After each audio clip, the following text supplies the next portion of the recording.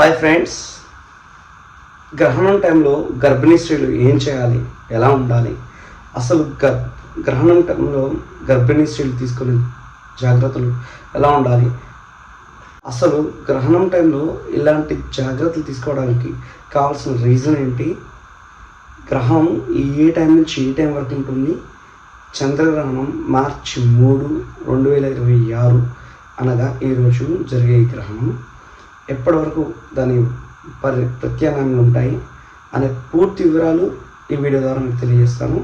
దయచేసి ఎవరు స్కిప్ చేయకుండా చూడండి. ఈ ఛానల్ ఎవరైనా సబ్స్క్రైబ్ చేయకపోతే దయచేసి సబ్స్క్రైబ్ చేసుకోండి. మరిన్ని వీడియోల కోసం మా ఛానల్ యొక్క బెల్ ఐకాన్ని నొక్కి పెట్టండి.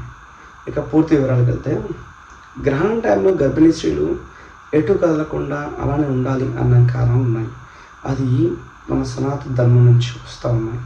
దానికి సంబంధించి రాహు కేతు ఇదంతా పురాణాల ప్రకారం చూసుకుంటే అది పెద్ద స్టోరీ, మనకు తెలిసిన విషయమే. సో ఇక్కడ మనం విషయానికి వచ్చేసరికి అసలు గ్రహణం ఏ టైం నుంచి టైం అంటే, ఈరోజు జరిగే గ్రహణం 3 నుంచి స్టార్ట్ అవుతుంది అనేది కొంతమంది ఊహ. అండ్ మరికొందరిది 11 గంటల నుంచి, ఉదయం 11 గంటల నుంచి గ్రహణం స్టార్ట్ అవుతుంది అనేది మరొక. కానీ మనం నిజానికి తీసుకుంటే భారతదేశంలో ఉన్న మనకి సూర్యుడు అస్తమించిన తర్వాత అనగా 6 గంటల 2 నిమిషాలకి సూర్య అస్తమించడం జరుగుద్ది. తర్వాత చంద్రుడు రావడం అనేది, సూర్యుడు వెళ్ళిపోయిన తర్వాత చంద్రుడు వస్తాడు. కాబట్టి చంద్రగ్రహణం అనేది 6 గంటల 16 నిమిషాల నుంచి 6 గంటల 45 నిమిషాల వరకు మన భారత కాలమానం ప్రకారం మనకి వచ్చే సమయం అన్నమాట. సో ఆ టైంలో గర్భిణీ స్త్రీలు కదలకుండా ఉండాలి అనేది మన పురాణాల ప్రకారం, పాతవారి అంటే ఓల్డ్ మ్యాన్స్ ఎవరైతే ఉన్నారో వాళ్ళు చెప్పే తీరు ప్రకారం బేసే ఉంటుంది.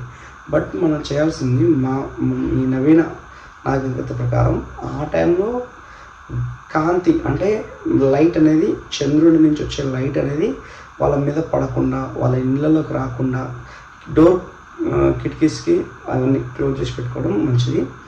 అండ్ ఎవరైతే ఉన్నారో గర్భిణీ స్త్రీలు వాళ్ళు ఆ టైంలో వారు ఇంట్లో ఉండడం మంచిది.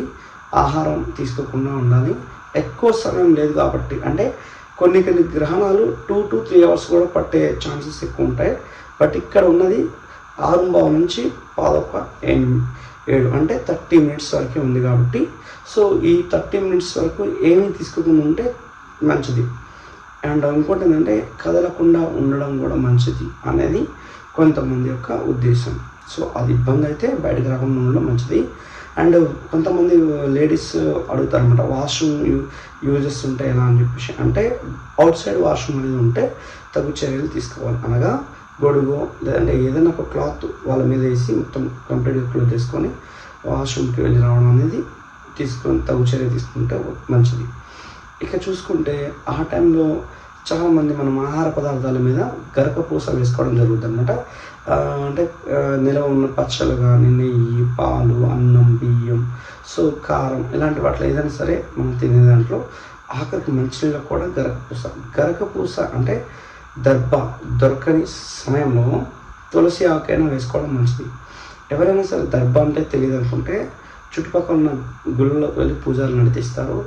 అక్కడ అది కూడా మనకి అందుబాటులో లేదన్నప్పుడు తులసి దళం తీసుకుంటే సరిపోతుంది అన్నమాట. సో దర్భ అనేది ఫస్ట్ ప్రయారిటీ, తులసి ముక్క అనేది సెకండ్ ప్రయారిటీ. ఇక గర్భిణీ స్త్రీలు ఆ టైంలో ఫోన్స్ కంటే టెక్నాలజీ బేస్తే ఎక్కువ మంది ఫోన్స్ చూడడం, ల్యాప్టాప్ యూజ్ చేస్తారు. కాబట్టి వాటిని దయచేసి ఆ సమయంలో అవాయిడ్ చేయండి. వీలుంటే దైవ స్మరణ చేయడం అండ్ మంత్ర భజన చేయడం, నామ భజన చేయడం, లేదా ఏదైనా సరే అంటే దేవుడికి సంబంధించినవి రామాయణ, మహాభారత, భగవద్గీత ఇతిహాసాలకు సంబంధించి స్టోరీస్ వినడం చాలా ఉత్తమం, చాలా మంచిది ఆ సమయం అనేది. సో అలా ఆ సమయాన్ని యూటిలైజ్ చేసుకోగలిగితే మంచి ప్రత్యామ్నాయంగా ఎదుగుతారన్నమాట. గర్భిణీ స్త్రీ అనగా చాలామందికి ఒక సందేహం వస్తుంది అన్నమాట. అంటే రీసెంట్లీ కన్సీవ్ అయిన కాడ నుంచి రేపో మాపు డెలివరీ అయ్యే స్త్రీ వరకు గర్భిణీ స్త్రీ. అంటే మేము 2 months ఉన్నాం, 3 months ఉన్నాం, ఇప్పుడు చేయొచ్చా, ఆఫ్టర్ 5 months తర్వాత, లేదంటే 7 months తర్వాత, లేదంటే లోపల బేబీ గ్రోత్ అనేది జరిగిన తర్వాత, అంటే అవయవాలు ఏర్పడిన తర్వాతనే ఎక్కువ ప్రయారిటీ ఏమో అనే ఉద్దేశంతో చాలామంది సందేహంగా ఉన్నారు. సో అలా ఏం కాదనమాట. బెస్ట్ థియరీ ఏంటంటే వన్స్ కన్సీవ్ అయ్యారు అనేది తెలిసిన దగ్గర నుంచి రేపు మాపు డెలివరీ అయ్యేంత వరకు తీసుకోగలిగితే చాలా మంచిది. బట్ నా ఫీలింగ్ ఒకటి చెప్తానండి, మీరు తీసుకునే చిన్న చిన్న జాగ్రత్తల వల్ల లోపల బేబీ అంటే మీ బేబీ జీవితం అది అన్లిమిటెడ్. ఒక తప్పు జరిగాక ఒక్క మాట గుర్తుపెట్టుకోండి, మళ్ళీ చెప్తున్నాను, తల్లి గర్భంలో ఉన్నప్పుడు అందే పోషక పదార్థాలు ఆ టైంలో బేబీ నిర్మించబడే తన యొక్క అవయవాలు దేహం అనేది మళ్ళీ రాదు. ఎన్ని వేల కోట్లు పెట్టినా అమ్మ కడుపులో ఉన్న ఇది ఎప్పటికీ రాదండి. దయచేసి గర్భిణీ స్త్రీలు మీ బిడ్డ కోసం తగు జాగ్రత్తలు అనగా ఇలాంటి గ్రహణం టైంలో అయినా పోషక పదార్థాలు ఇచ్చే సమయాన్ని అంటే రెండు ఎట్ ద సేమ్ టైంలో అని చెప్పేది, గ్రహణం టైంలో తీసుకోవాల్సిన చర్యలు గ్రహణం టైంలో తీసుకోండి.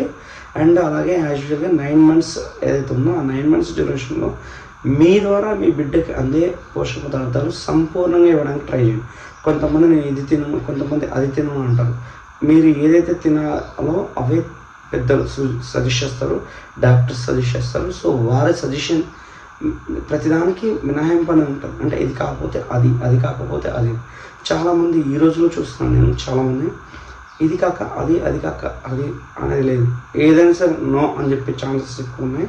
సో అలా చేయమాకండి, ఎందుకంటే మీ కష్టం కొన్ని రోజులే, కేవలం 9 months. అలానే మిమ్మల్ని తక్కువ అనట్లేదు. అమ్మే మీరు పడే ఆహార పదార్థాలు 9 నెలలే. ఆ తర్వాత మీరు ఎంత బాధపడ్డా ఆ బిడ్డ ప్రయోజనం అనేది మీరు తీసుకున్న ఆ కేర్ అనేది ఆ 9 monthsలోనే ఉంటుంది. ఆ తర్వాత కేరింగ్ 2 అనమాట. అంటే బయటికి ప్రపంచానికి వచ్చిన తర్వాత ఆ బాబుకి మీరు ఇచ్చేది ఫిజికల్గా ఇవ్వగలుగుతారు. అండ్ అది మీరు అవైలబిలిటీ సోర్స్ని బట్టి మీరు ఇవ్వగలుగుతారు. బట్ మీ కడుపులో ఉన్నప్పుడు మాత్రం మీరు తీసుకున్న ప్రతిదీ ఆ బిడ్డకి వెళ్తుంది. దయచేసి నా ఫీలింగ్ మీరు అర్థం చేసుకోండి, తగు చర్యలు తీసుకోండి.